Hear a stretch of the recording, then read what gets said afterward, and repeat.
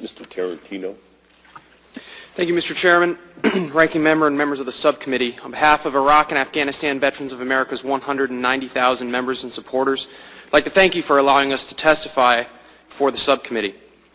My name is Tom Tarantino, and I'm a legislative associate with IAVA. I proudly served in the Army for 10 years, and during these 10 years, my most significant and important duty was to take care of other soldiers.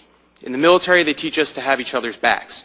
And although my uniform is now a suit and tie, I'm proud to work with Congress to continue to have their backs now and in the future.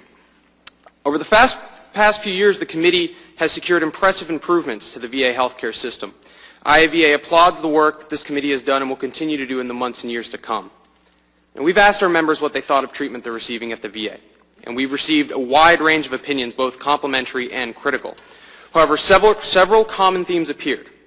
Long waits for appointments, frequent interaction with rude administrative staff, a growing distrust of VA healthcare, and long drives to VA facilities.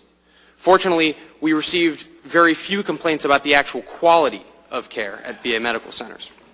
But in addition to the concerns listed above, our members have expressed concern with how the VA deals with traumatic brain injury. To properly treat returning combat veterans with mild to severe TBI, the VA must completely rethink and adapt their medical rehabilitation practices. IAVA is concerned that the VA has limited or denied access to some veterans seeking recovery services for TBI, because current statute requires that the VA provide services to restore function to wounded veterans. And while full recovery should always be the desired outcome for rehabilitation, sustaining current function or just preventing future harm should also warrant access to VA services. Now, I have no doubt that members of this committee agree that the VA's role isn't just to help those who might get better, but also to help and support those who might get worse. IAVA recommends adjusting these statutes to embrace the realities of injuries like TBI. Veterans should be able to focus on maintenance and recovery, not fighting with the VA. Among our members seeking services at the VA, the single most common complaint is how long it takes just to schedule an appointment. Despite improvements with wait times for primary care and specialty care, many veterans have experienced unacceptably long waits just to speak to someone who can get them an appointment that's 4 to 6 weeks away. Unfortunately, I've experienced this myself. After spending 45 minutes attempting to get my primary care team on the phone, I gave up. I vented my frustration on Twitter. Fortunately, somebody at the VA follows my Twitter feed, and I actually received a call from the medical director's office at DC a day later. I was able to get an appointment because of the magic of new media, but the point is that no veteran should wait 45 minutes and listening to a phone ring.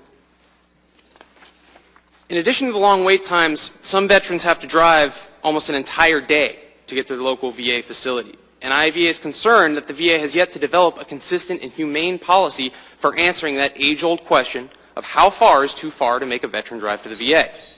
Now, we acknowledge that the VA can't always be a short drive from every veteran. These veterans, however, should be given the choice to continue using VA care or access more convenient local medical care. We also believe the VA should assist veterans who need to drive to their appointments. They should provide a lodging stipend and mileage reimbursement for veterans forced to travel long distances for VA medical care, and it should be comparable to the stipend paid to VA employees when they travel. Now, those of us in this room know that the VA provides good care and services. However, the reality is that some of our members openly fear going to the VA. Recent media reports about HIV and hepatitis exposure only serve to fuel that fire. A veteran who reads about his or her battle buddies being exposed to infectious diseases while being treated at a VA medical center will likely think twice before they try to seek the care and services they need. Now, whether or not these fears are actually warranted is a topic for another hearing, but the end result is the same, that the VA and VA Health has a massive public relations problem. And until the VA adequately addresses this issue, many combat veterans will be weary to seek treatment.